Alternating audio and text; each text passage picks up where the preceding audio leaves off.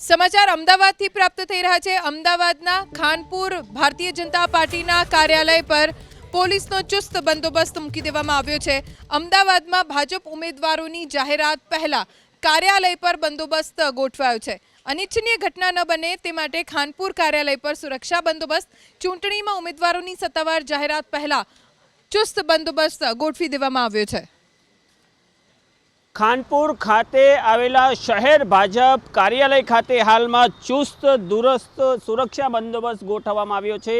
આપ સીધા દ્રશ્યો જોઈ રહ્યા છો। ખાનપુર શહેર ભાજપ કાર્યાલયની બહાર આ સ્પેશિયલ પર્પઝ વ્હીકલ ગોઠવવામાં આવ્યું છે। સામાન્ય રીતે ચૂંટણીના ઉમેદવારો જાહેર થયા બાદ કોંગ્રેસના કાર્યાલય પર પથ્થરમારા સહિતની અનિચ્છનીય ઘટનાઓ બનતી હોય છે, પરંતુ જે શિસ્તથી વરેલી ભારતીય જનતા પાર્ટી છે ત્યાં પણ ક્યાંક ને ક્યાંક ટિકિટને લઈને કાર્યકરોમાં અસમંજસ અને નારાજગીની સ્થિતિ છે।